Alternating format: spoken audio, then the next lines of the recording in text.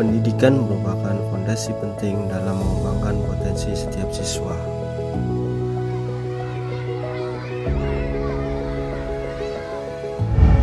Assalamualaikum warahmatullahi wabarakatuh. Perkenalkan, nama saya Onggi Nur Hidayat dari SDN Sukosari 2, Kecamatan Dagangan, Kabupaten Madiun. Pada kesempatan hari ini saya akan membagikan sebuah video pembelajaran matematika kelas 5 materi piktogram. Dalam pembelajaran matematika, khususnya materi penyajian data, tidak semua peserta didik mampu memahami piktogram dengan baik. Simbol-simbol yang harusnya membantu justru seringkali membingungkan. Peserta didik kesulitan menghubungkan antara gambar dan nilai sebenarnya. Pembelajaran yang masih bersifat abstrak menjadikan konsep sulit dipahami secara mendalam. Latar belakang tersebutlah memunculkan sebuah inovasi pembelajaran pinter, piktogram numerasi terintegrasi edukatif ramah. Peserta didik mampu mendapatkan pengalaman belajar yang konkret, interaktif, dan bermakna. Kegiatan pembelajaran juga terintegrasi dengan teknologi, membuat suasana belajar menjadi lebih menyenangkan dan lebih bermakna. Selamat pagi anak-anak. Dengan penuh kehangatan, pembelajaran dimulai dengan mengucapkan salam dan berdoa bersama dengan siswa. Melaksanakan pembelajaran seperti biasa. Ketua kelas dipimpin berdoa dulu.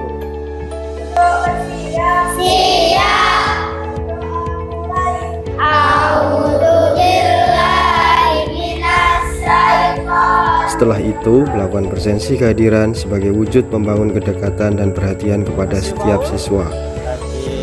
Azam. Oke. Apakah anak-anak hari ini semangat? Semangat. Kelas 5. Siap. Kelas 5 bagaimana kabarnya? Baik. Siapkah kalian untuk belajar? Siap. Semangat semuanya, dengar dengan seksama, kelas 5 semuanya.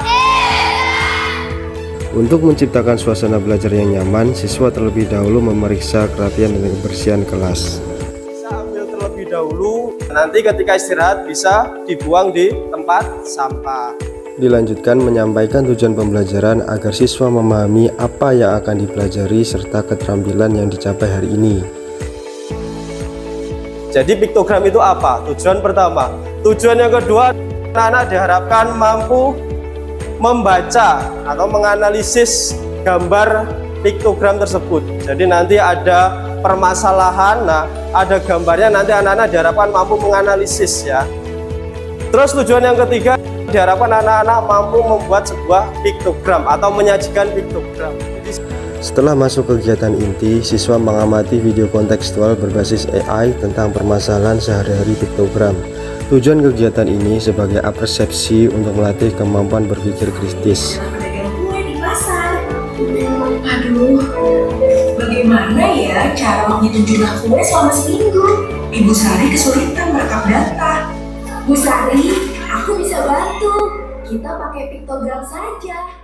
Dalam kegiatan inti didukung pembelajaran materi dengan memanfaatkan aplikasi Canva sebagai pemberi gambaran secara kontekstual piktogram. Mau menyajikan data ketika datanya banyak, contohnya kuenya ada 50, kita buat kesepakatan, dibuat keterangan misal satu kue mewakili 10, berarti kita cukup gambar berapa kue? 5, betul. Dilanjutkan penggunaan media pinter untuk memperkuat pemahaman siswa secara konkret dan menyenangkan.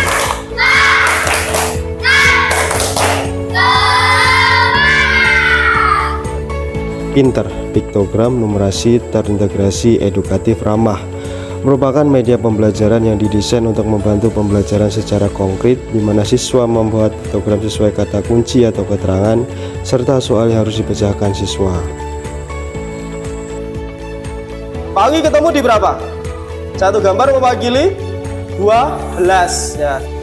Nanti dilempar lagi, kita lihat yang 12. Nah ini satu gambar mewakili 12, nanti 30, 21, 15, 27, 24. Nah, dilempar lagi. Pagi dapat 27. Dengan visual konkret membantu siswa berpikir kritis dan teliti dalam pemecahan masalah, bahwa setiap bagian memiliki nilai tertentu. Kita tambah lagi 12. 12 tambah 12 berapa? 24. Berarti masih kurang berapa? Kalau 27 kurang 3. Nah, kita tidak boleh pakai kotak penuh karena satu kotak penuh nilainya 12. Kita gunakan kotak-kotak kecil seperti ini. Kita bagi jadi 4. Tadi ada 12 ya. Perhatikan cara baginya. Kemarin kita sudah belajar turus ya. Jadi kita bagi sama rata sampai hitungan ke 12. 1. Berarti 2, 3, 4. Kita bagi lagi ke pertama. 5, 6, 7, 8. Kita bagi lagi 9, 10, 11, 12. Nah, tiap kotak nanti dapatnya berapa? 3, betul. Setiap kotak nanti dapatnya 3. Karena kita butuhnya 27, berarti cukup kita ambil seperti ini, satu aja, satu bagian. Nah, jadi nanti 27 kalau dibuat piktogramnya, ya satu kotak mewakili 12, nanti hasilnya seperti ini.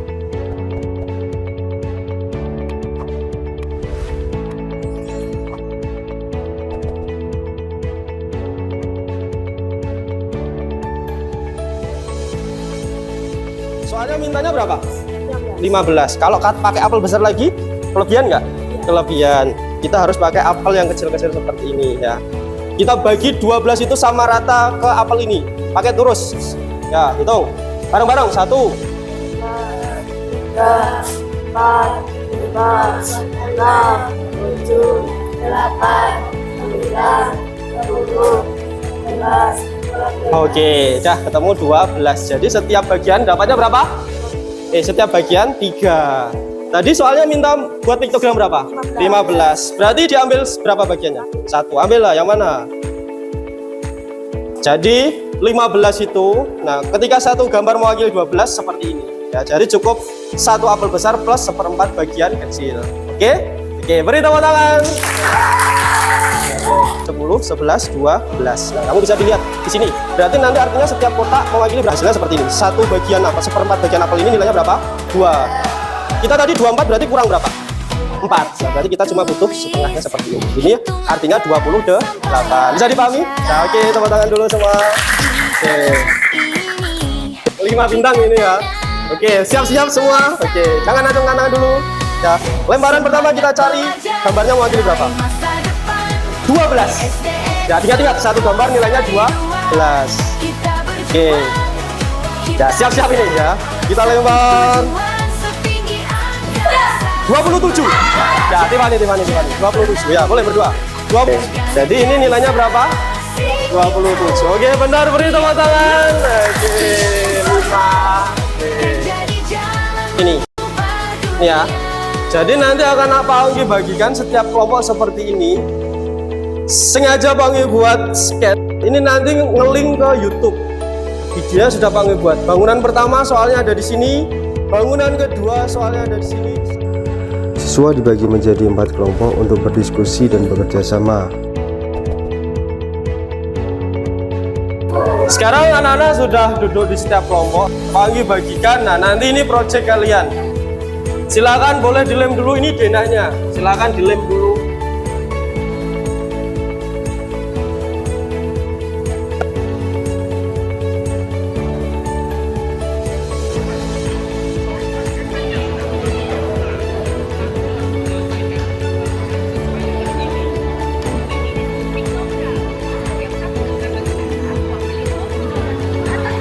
Delapan kali 6.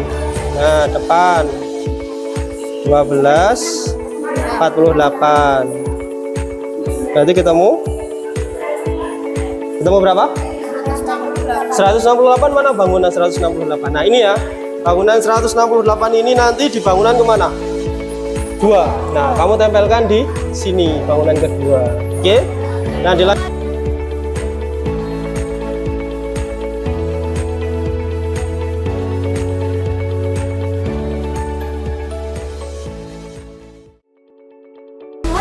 Melalui penggunaan model pembelajaran PJBL, pembelajaran menjadi berpusat pada siswa. Dengan proyek diorama, setiap siswa berkolaborasi baik pengetahuan maupun keterampilan. Nah, nanti habis ini, nah tadi kan kalian sudah kerjasama ya. Nanti hasil jawaban kalian dapat piktogram bangunan pertama sampai bangunan ke-6. Nanti kalian presentasikan di depan gantian. Tiap kelompok mempresentasikan hasil jawabannya tadi, oke? Pertama, 4 batu bata 28 kali 4 sama dengan 112. Oke, betul. Bangunan pertama 112 karena satu batu bata nilainya 28. Sebentar. Kelompok 1 jawabannya sama? Kelompok 2? Kelompok 3? Oke. Jadi kita akan mengevaluasi kegiatan pembelajaran hari ini. Tadi kalian sudah mulai diskusi kelompok, mengerjakan piktogram, terus membuat bangunan diorama, presentasi. Nah, pasti ada yang namanya apa? Kesulitan sama hal-hal yang menyenangkan. Nah, Pak Onggi pengen tanya, mulai dari kelompok 1 ya. Kesulitannya apa dari kelompok 1?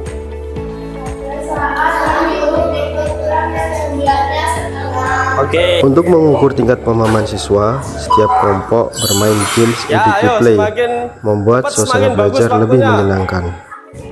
Oke, ayo kerjasama dengan temannya. Oke, bagus. Ayo, semangat. Ah.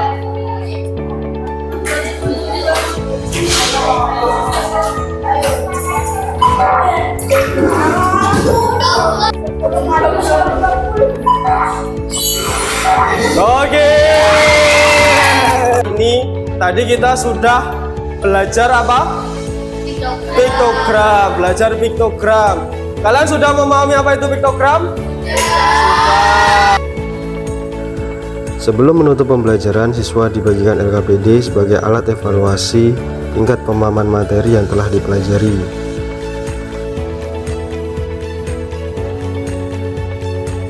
Hari ini tadi kita sudah belajar tentang piktogram. Nah, piktogram itu merupakan apa? Bentuk penyajian data dalam bentuk apa? Gambar. Nah, di dalam piktogram setiap gambar, nah itu mempunyai nilai tersendiri. Jadi kalian nanti di rumah tetap harus belajar. Sekian, wassalamualaikum warahmatullahi wabarakatuh.